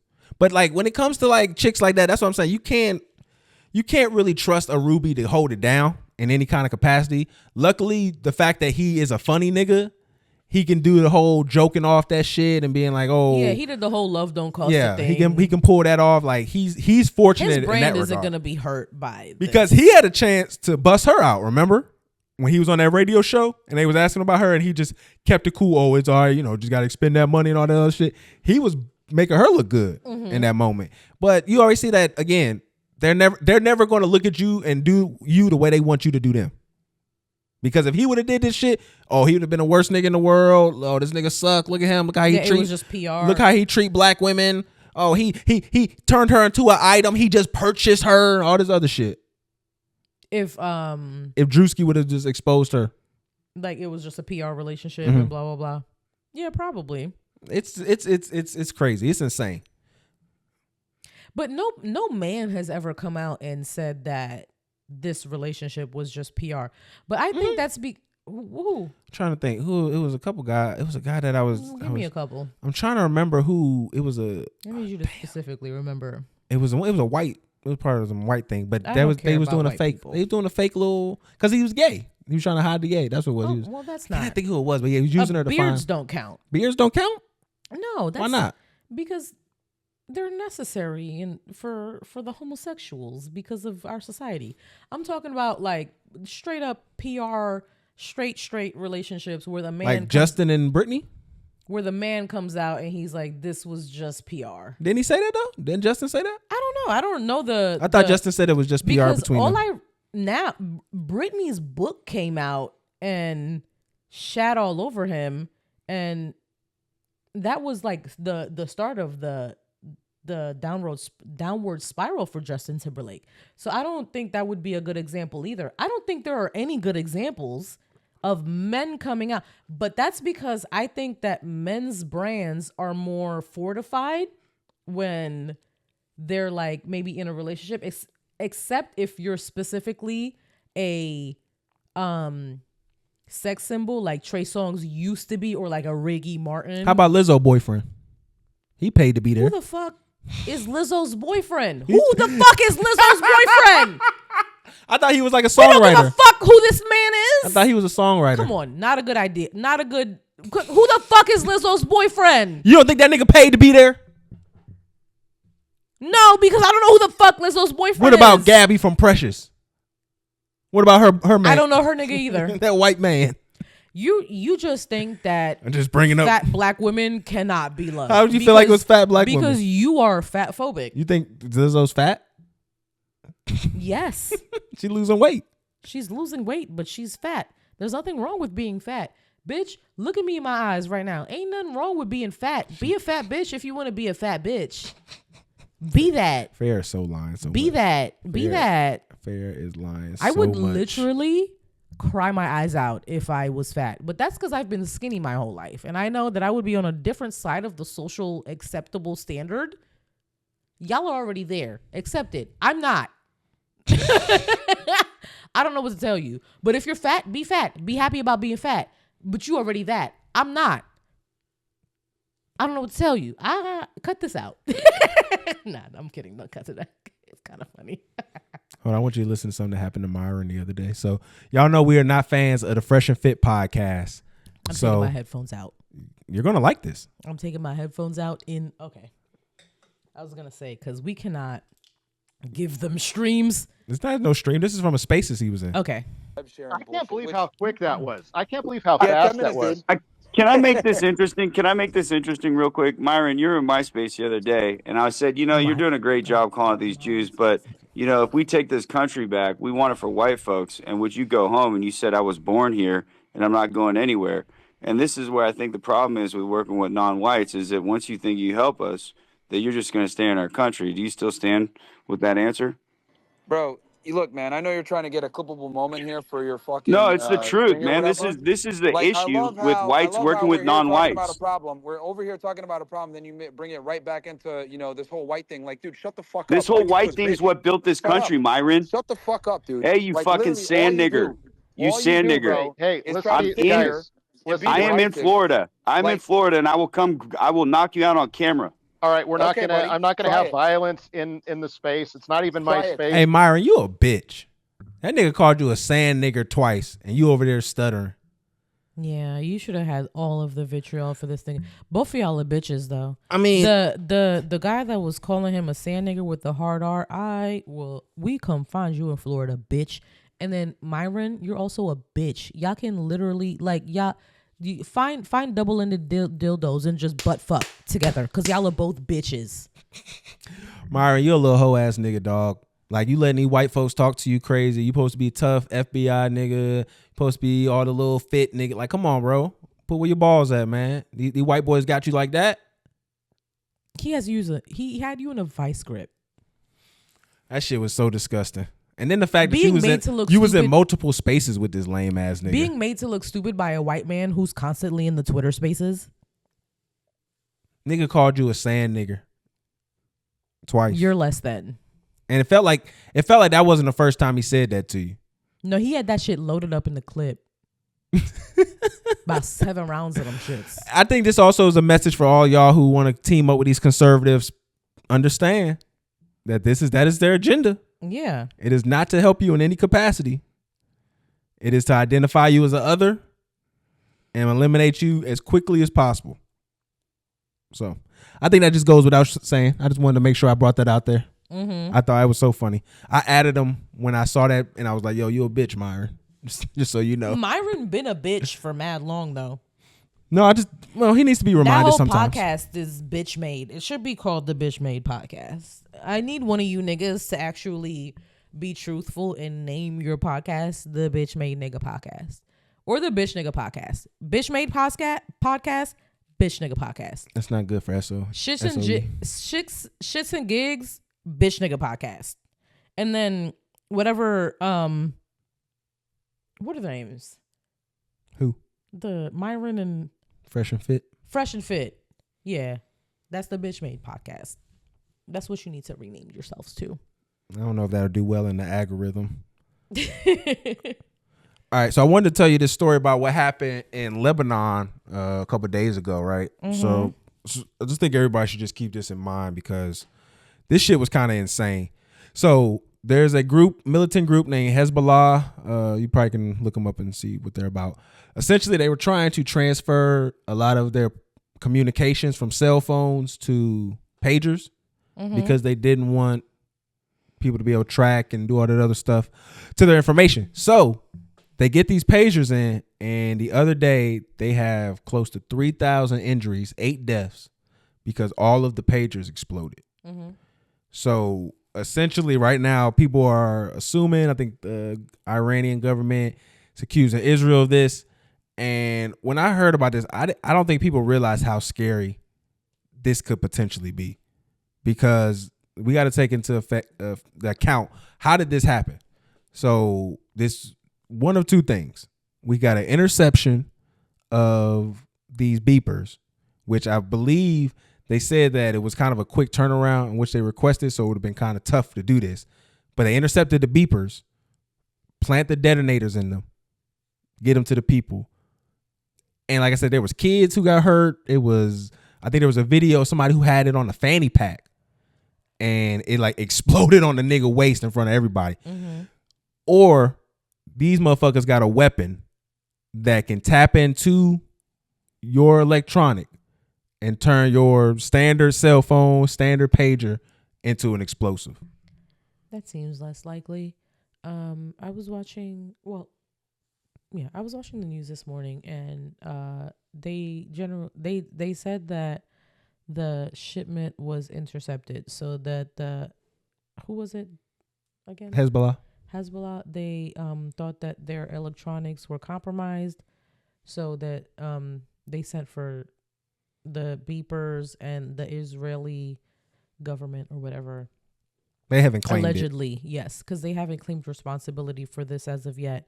But they intercepted the shipment and put the bombs in the things and then sent them off. The CIA has said that this is something that they've been aware of that they could do, but this is something that the U.S. government specifically has never done because of the risk factors having to do with civilians and stuff. Like there are random people that can get hurt. So this is never a move that we've pulled, or anybody who actually sticks to the rules of the fucking Geneva Conference would do. But yeah, I'm gonna stop talking now.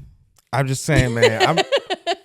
I'm just glad it's not the latter, because just imagine having that kind of technology to turn your phone. We sleep with our phones near us. Yeah, no, and we would be dead. You could turn that into a bomb. We're not supposed to, but sometimes we sleep with our phones like underneath our pillows, literally. Like we would both die. Just imagine how easy that could be. And then that doesn't just mean cell phones. Like if it's electronic based, your TV, We would die. Like anything could now, just the cameras, anything could just become a weapon at that point. That is a motherfucker. But I feel like because I'm not like I don't put things together, but I feel like maybe only maybe things that can connect to Wi-Fi. You might be able to do that with, but or any kind of wave, because like I said, it'd be a microwave, all that kind of stuff. If you can activate whatever it is to overheat it. Oh yeah, that's what essentially turns into a bomb. That would how long it would take to overheat would also go into consideration. Yeah, because you can put a microwave on high and then you can leave it on for an hour. Yeah, it would have to override. It would have to override. So it would have to be something. But I mean, that's why I think that's what make it even scarier. That's why I think that it was definitely a interception. The Israeli government, obviously filled with evil geniuses, like this was a meticulously well thought out plan, regardless of. And it had to be done quick. Either of the options that he gave, whether it's something that they can tap into their phones and stuff, the fact that they were able to target the correct people is impressive. Not impressive, but like, fuck, what's the word I'm looking for? Because I don't want to say impressive. I mean, it would be kind of impressive for them to do that. Sinister? Yeah, sinister. Yeah, fuck. Impressive is the word, though. It is impressive. And the fact that if it's them targeting the Wi-Fi targeted phones, or if it's them catching the shipment in the middle, putting all the bombs in there, and getting the shipment back where it gets there in a timely manner where nothing is suspected. Yeah, that's the feat right there too. That maybe they knew which pagers they were getting and put the bombs in there beforehand. I don't know what happened, but this was espionage at its finest. I would wonder too, like, why would you get those pagers and then not check them yourselves? Like, that's what I'm saying. Like, they had to be so comfortable. One of them open. Yeah, just to look, just to make sure. Yeah, I don't know. Just to even to show that it's not wired, like it's not transmitting to somebody else. Mm-hmm. That's just, to me, it's just like, yo, what do these niggas have capable? What are we really fighting against? Yeah, it's really scary. That shit's nuts. And then the things that they're willing to do too, and all of the rules that they're willing to break. Yeah, I mean, all they gotta do is send a rogue agent, and as long as he don't get caught, nobody's gonna take a responsibility for it. Yeah, absolutely insane. At all. Was there anything else you wanted to get into? So, are you familiar with Adrian Wojnarowski? No, I have no idea who that is. He's a sports writer who's like real well known for basically getting like sports information out really quick. And like he's like one of the first people to report on trades and stuff like that. So I just want to give him a shout out. He just retired today after like 7 years with ESPN. He's like leaving the business. And he's been like pretty much been a legend throughout the kind of the industry. So just want to say shout out to him, man. It's been dope experiencing, all the draft. He used to like have the draft picks announced before the draft would even start almost. It'd be like right before the picks would come out. So he always used to do that. So I thought it was dope. I think there's some more people coming in. I think this has something to do with Stephen A, but we don't got to get into that now. We can talk about that another time. I did want to like really quickly. You did bring that up, and we don't have to spend a long time on it. Do you think 25 million is a fair amount for Stephen A because for someone like me who does not consume sports or anything of that nature at all, this is someone who I've been seeing consistently, even though it's not regularly in my algorithms to get sports things. So I feel like he's probably worth the amount that he's requesting, 25 million for. I don't know what the situation is, but I feel like he should get that amount. I feel like he's worth that amount. He penetrates past a sports lover's algorithm. Yeah, I mean, it depends. He's a easy person to sell to stockholders. Yeah. And so that's why white men love him, black men love him. That's why there's a reason to have him. I think when you say worth, what I usually equate that to is if he went out on his own and developed not even just from like another organization or another company, more so would he garner that if he was to grow his own company and be able to do that. I don't think he could do that on his own within the next like 3 to 4 years. Probably like in year 5, I could see him probably garnering something like that. But I think regardless with him, he's in a tough position because if they choose not to go with him and he, you know, goes on his threat, then you have that kind of point where you lose a lot of leverage because there's a lot of people who just watch Stephen A because he's on ESPN. There are people who love Stephen A and who watch his podcast and stuff like that. I think he still hasn't generated that to a place where it can stand on its own. So jumping the shark too early with them could potentially. How long has Stephen A been off and on for a minute? Like a radio, like how long TV? how long has he consistently been a TV personality, like a sports commentator? I want to say consistently, because I know he was off and on in like the late 2000s. So I want to say at least 2012 for sure. So more than a decade. Yeah, for sure. I do feel like, I don't know, just as far as I think 2012 is when he did First Take with Skip. Experience wise, then let's take away all of his notability. Like experience as a journalist in this specific field for 10 years. Why not? Well, I mean, you need everything that you took away to validate the price because a regular journalist wouldn't make this much. Yeah, journalism in itself is not going to garner this kind of money. He needs it for both. They both need each other. I think he probably needs them a little bit more right now than they need him because they can make another person. It's about, are they willing to put in the work, time, and money to do that? And usually they don't want to do that. It's just easier to pay you $25 million than it would be to invest in trying to make another $30 million to make another one of you. If we can even find another one of like it, they probably could. It could be split up amongst 3 or 4 people. That's just harder to manage. Yeah, they probably could, but it's just like, how long is it going to take you to find? It's easier to find. It's just like why your company gets a manager. You get someone to be the face of this small group. Mm-hmm. They now take accountability of everyone's actions, and their job is to micromanage or manage you in a particular way. And that's what he does in a larger scale. It's just, if I pay you more money, I'm going to make you do more work. When really he probably should be getting paid the type of money he's getting paid. What platform is Shannon on right now? He's on ESPN too. Oh, so they're both on ESPN, and he has his own platforms with Club Shay Shay and Nightcap. Okay. All right. You sure you don't have any girl stuff you want to get into? There is no girl stuff other than there's this comedian. I don't know her name. I have to look up her name. But she, there's a plus size girl. Oh, okay, I'm already out. There's a plus size girl who posted a TikTok basically saying that the stores need to carry her sizes.